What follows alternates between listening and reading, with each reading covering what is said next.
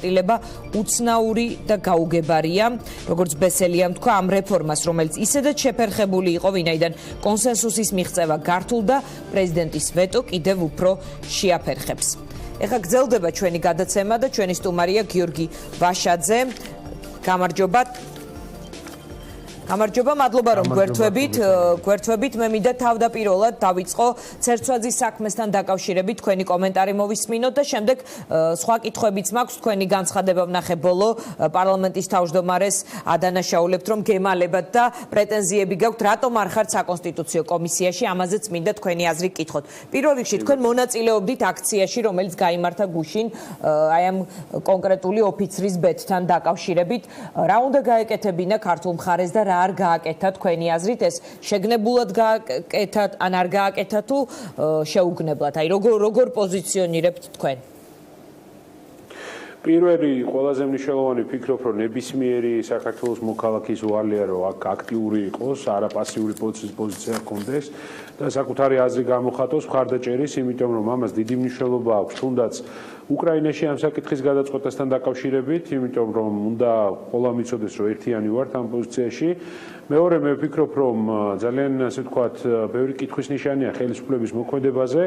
თქვენ სწორად თქვით, რომ ან არ გააკეთა, ან გააკეთა ის რაღაც შეიძლება საწინააღმდეგო იყო ქვეყნის ინტერესების. მე მჭირდება ხელისუფლება იმისთვის, რომ მე დამიცვას სხვა ქვეყნებთან მიმართებაში და არა უბრალოდ რაღაც მორიგ შემთხვევასთან გვაქვს საქმე, არამედ საქმე გვაქვს ადამიანთან, რომელიც ქვეყნის ტერიტორიული მთლიანობისთვის იბრძოდა და საქართველოს ინტერესებს იცავდა. ხო, ეს არ არის შემთხვევითი შემთხვევა და მე მინდა რომ საქართველოს ხელისუფლება იყოს უფრო აქტიური ასეთი ადამიანების უფლებების დაცვაში და მათი უფლებების გარანტიაში. ძალიან კარგია რომ დღეს როგორც იქნა მოვისმინეთ გენერალური პროკურორის მოადგილის უკრაინიდან განცხადება, სადაც გავიგეთ რომ როგორც იქნა საქართველოს პროკურატურას გარკვეული კომუნიკაცია ჰქონდა უკრაინის ხელისუფლებასთან. და მხოლოდ ამის შემდეგ მოვისმინეთ ჩვენ უკვე საქართველოს პროკურატურის წარმომადგენლის განმარტება.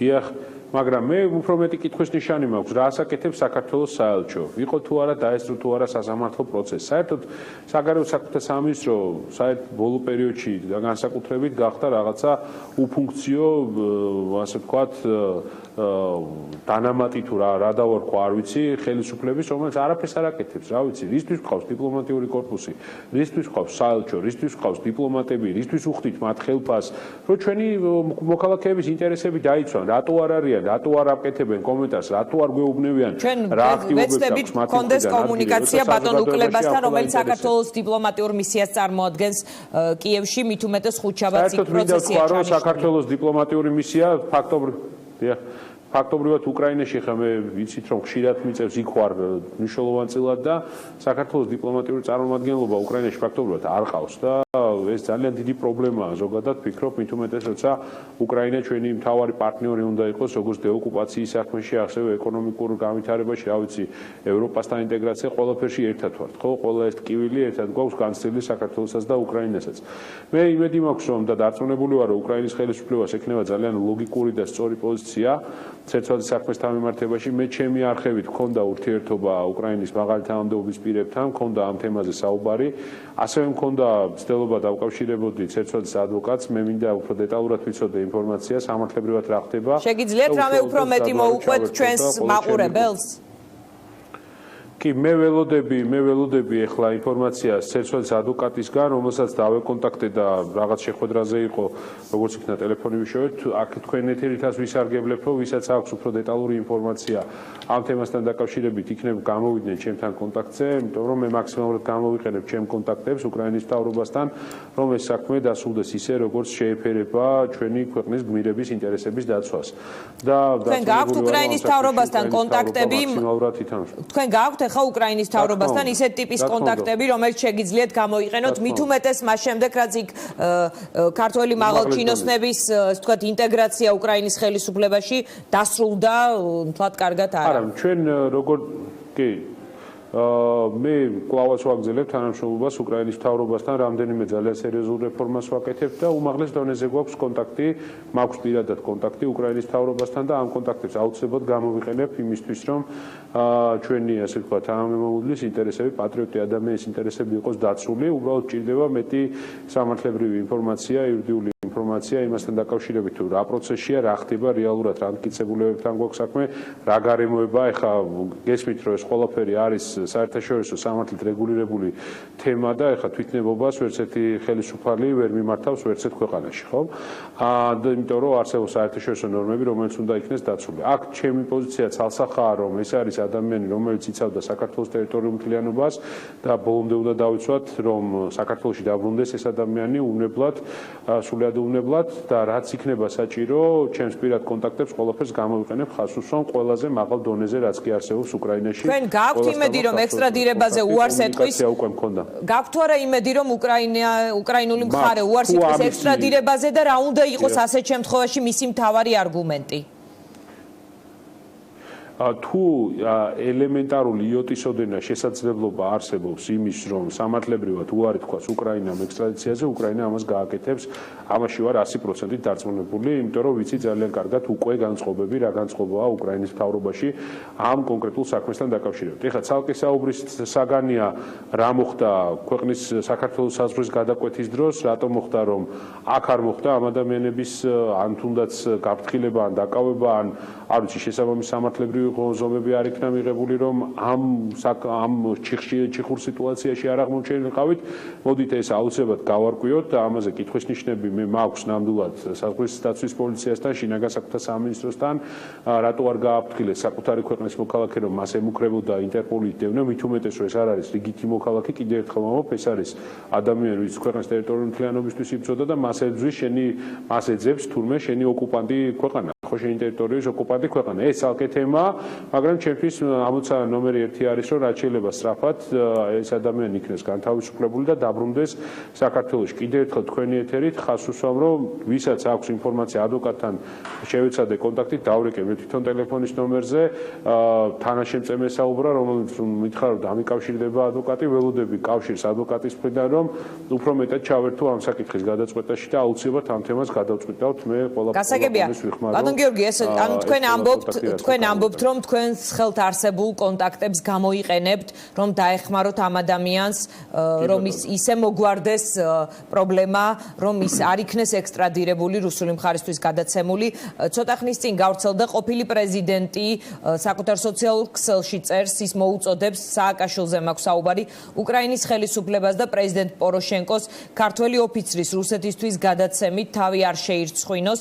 ეს რა ტიპის ცდილობებია მისი მხრიდან საკითხის მოგვარების? ნუ ეს მე ვფიქრობ, რომ არის პოლიტიკური განცხადება ამ საკითხთან დაკავშირებით. მათ შორის, რა თქმა უნდა, ხა, რა ვიცი, თავს ხო არ მოვიტყუებთ რა, ეს არის პოლიტიკური განცხადება, მათ შორის უკრაინის შიდა პოლიტიკურ, ასე ვთქვათ, ელექტორატზე გათვლილი განცხადება ამ თემასთან დაკავშირებით. მე ჩემ პოზიციას ვაფიქსირებ, რომ ყოველგვარი, ასე ვთქვათ, პოლიტიკისგან თავისუფალ განცხადებას ვაკეთებ, რომ ყველაზე მაღალ დონეზე ყველა კონტაქტი მაქვს და ამ კონტაქტებს ნამდვილად გამოვიყენებ იმისთვის, რომ ეს საქმე გადაწყდეს ჩვენი თანამემამულის პატრიოტული ადამიანის ინტერესების სასარგებლოდ და ეს ადამიანი დაბრუნდეს ცერცვაზე, დაბრუნდეს საქართველოში. გიორგი ვაშაძე, თქვენ იყავით ერთ-ერთი პირველი არა, მაგრამ იყავით იმ ტალღაში, რომელიც წამოვიდა ნაციონალური მოძრაობიდან. თქვენ პირველად ხართ მას შემდეგ, რაც ეს პარტია გაიყო ჩვენს ეთერში. მე მინდა კითხოთ აუცილებლად თქვენი შეფასება რა მოხდა ამ პარტიაში, რა იყო მთავარი წინააღმდეგობის ხაზი, რამაც ორად გაყო ეს პარტია და ასევე რა სიტყვით იმის შესახებ, რომ ყველა წამოსულს მაშინ ერთიანი გუნდი მხრიდან იყო ხოლმე საუბრები, რომ რაღაც ეს იყო ივანიშვილის თამაშის თამაში. და ეხლა თავად გახდნენ წამოსული ადამიანები, ასეთი ტიპის განცხადებები, თავის თავზე იწვნიეს. თქვენ როგორ უყურებთ დღეს ამ პროცესს, რაც მოხდა ნაციონალურ მოძრაობაში? კი ბატონო. მოხდა ის, რაც მე დავწერე 5 მაისს, შეგიძლიათ ჩემი განცხადება ნახოთ. ის ასე ვთქვათ ანკლავური დაჯგუფება, რომელიც იყო ნაციონალურ მოძრაობაში გაბატონებული, ამ დაჯგუფებამ საბოლოო ჯამში, საბოლოო კონფლიქტამდე მივიდა ეს ყველაფერი. თუმცა კიდევ ერთხელ ვამბობ, რომ პრობლემაც ნაციონალურ მოძრაობის იმაშია, რომ და ყოველთვის ვცდილობდი ამ დისკუსიის გადატანა სხვაგან, მიშათი თუ მიშას გარეშე, აი ამ თემაზე იყო ყოველთვის როგორ ჩანს ამ ადამიანების ტვინში საუბარი, როცა ჩემთვის ყველაზე მნიშვნელოვანი იყო სწორი მექანიზმები განვითარებულიყო პარტიაში, რომელიც ბევრ ახალ ადამიანს გაუხსნიდა ებრძა პოლიტიკისკენ სარბიელს და ადამიანებს რეალურად დაანახებდა, რომ ნაციონალურ მოძრაობა სრულად ახალი ენერგიით აპირებს რაღაცა ქვეყნის აღშენებლობის პროცესში მონაწილეობის მიღებას.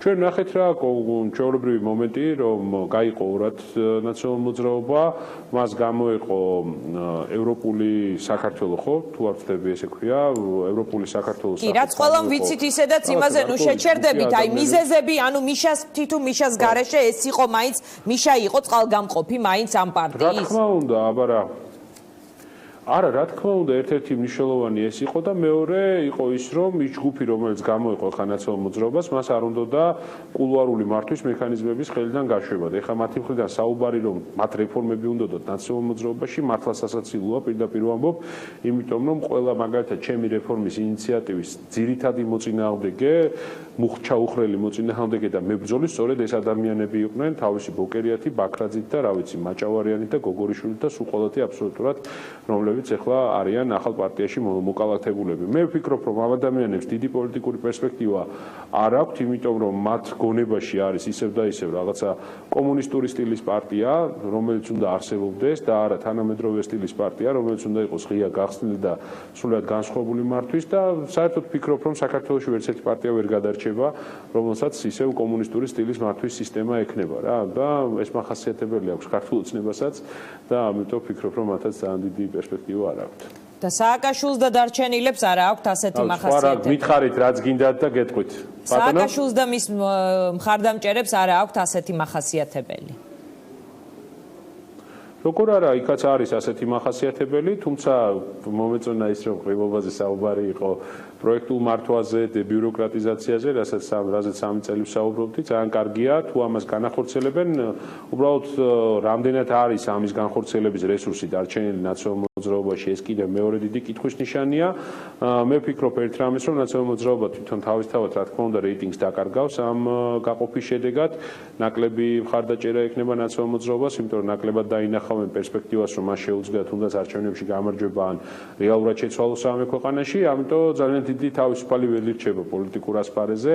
ნახოთ ახლა ამ თავისუფალ ველს დანარჩენი პოლიტიკური პარტიები ჩვენ როგორ გამოვიყენებთ. და ბოლო კითხვა მაქვს ასეთი, თქვენ როგორც ბურჭულაძის ბლოკში მყოფი პოლიტიკური ძალა ითხოვთ, რომ საკონსტიტუციო კომისიაში იყოთ წარმოდგენილი, ვინაიდან ბურჭულაძის პარტია არის წარმოდგენილი. ბურჭულაძის ბლოკში არა. თავის დროზე საარჩევნო შედეგის მიხედვით გავიგე. ბურჭულაძის არა, ერთი წუთით. კი, რა თქმა უნდა, ჩვენ ვართ დამოუკიდებელი ახალი საქართველოს დამოუკიდებელი პოლიტიკური პარტია, რომელსაც დამოუკიდებლად აქვს საარჩევნო სუბიექტის, ანუ კვალიფიციური საარჩევნო სუბიექტის სტატუსი. ბლოკი, როგორც ასეთი საარჩევნო შექმნილი ბლოკი აღარ არსებობს, ხო? კიდევ ერთხელ მინდა ხაზი გაუსვა, ჩვენ დამოუკიდებლად თუ აქტიურობთ და მუშაობთ ამ კუთხით. რაც შეეხება ჩვენ მოთხოვნას, არის ძალიან მარტივი, ხო? კვალიფიციურ სუბიექტებს რიგს მიეცა შესაძლებლობა, რომ იყვნენ ამ კომისიაში. გამოვიდა ისე, რომ ფაქტობრივად ახალი საქართველოს წინააღმდეგ გააკეთა პარლამენტის თავმჯდომარის ინიციატივით ეს გადაწყვეტილება, რომ ბლოკიდან მხოლოდ ერთი სუბიექტი იყოს. მაშინ როცა იგივე მაგალითად ნაციონალურ მოძრაობაც საარჩევნო ბლოკი იყო და ორივე სუბიექტი არის წარმოდგენილი ამ კომისიაში, პატრიოტთა ალიანსში გააკეთეს მათთვის სპეციალური რეგულაცია, სადაც პატრიოტთა ალიანსი როგორც პარტია ცალკე არის და დანარჩენებს ასევე აქვთ ადგილი ამ კომისიაში. ნუ ახლა გამოვიდა რა, რომ მარტო ჩვენ დავშით ამ კომისიის მიღმა. მთავარი პრობლემა მე რაშიც ვხედავ არის, რომ პარლამენტის თავმჯდომარესთან კონტაქტს ვცდილობ უკვე ერთი თვეა. მესიჯებიც მივწერებ, ნახე რომ წაიკითხა, ხო იცით WhatsApp-ში რო წერ, იმას WhatsApp-ს აქვს 2 ლურჯი ის რო ჩდება, ესე იგი წაიკითხა, ხო ეს მესიჯი წაიკითხა, თუმცა არაფერი პასუხი არ არის, იგივე არის მის თანაშემწესაც ვესაუბრეთ, მქონდა ამის ცდილობა, აბსოლუტურად კონსტრუქციულად რომ ჩავერთოთ, იმიტომ რომ 10-მდე ისეთი ინიციატივა გვაქვს, რომელიც ვფიქრობ, რომ ანალოგი არ აქვს სოფლიოში, რითაც გამოვრჩევით ხოლმე ძალიან არასტანდარტული ასე ვთქვათ, შეთავაზებებით, ინოვაციური შეთავაზებებით, სასამართლოდან დაწყებული, პროკურატურის რეფორმით გაგრძელებული და ეკონომიკური რეფორმებით დამთავრებული. გასაგებია. მოგეთ პარლამენტის თავმჯდომარე გიორგი კობახიძე, ირაკლი კობახიძე უბრალოდ გიორგი ვაშაძის მესიჯი ხო არ გირეკავთ პარლამენტის მოგეთ მესიჯებს ნახულობს და ჯერ არ ეხმაურება. არა, ნამდვილად არ მირეკავს. კარგი, დიდი მადლობა გიორგი ვაშაძეს, რომელიც ჩვენი სტუმარი იყო დღესამბები. უკრაინიდან მირეკავეს სხვათა შორის და კარგით, გაესაუბრეთ, მე გიშვებთ. დღესამბები 4-ზე დასრულებულია. ჩვენ ხვალ ისევ შევხვდებით ერთმანეთს 2-ზე და 4-ზე. საღამოს კი თქვენთვის ვახოსანაია იმუშავებს.